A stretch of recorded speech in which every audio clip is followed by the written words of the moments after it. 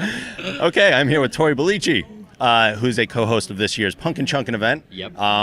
How is this year's competition, do you think, going to differ from past experiences? Well, I don't know if you heard, the actual event got canceled. Oh. And so what they're doing is Science Channel is like, the show must go on. So what we're going to do is we're actually going to go to New Hampshire with some of the, kind of fan favorites and just have a shootout and just Oh, no way. basically just destroy stuff with pumpkins.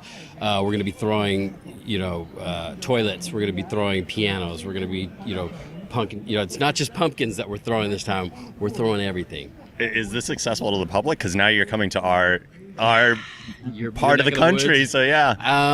It's invite only. No. For legal reasons, I mean, when Understandable. you start throwing around pianos, it could get dangerous. Absolutely.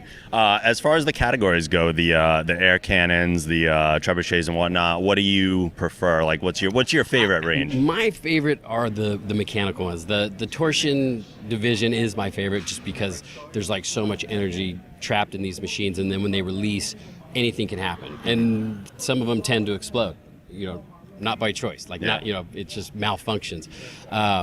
So it's just there's so much like, terror when you're standing next to these machines and they're like getting ready to fire. There's so much energy that it's, if you're an adrenaline junkie like myself, you get excited about that.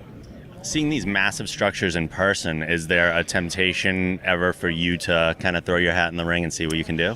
We've talked about building our own machines, and we still might.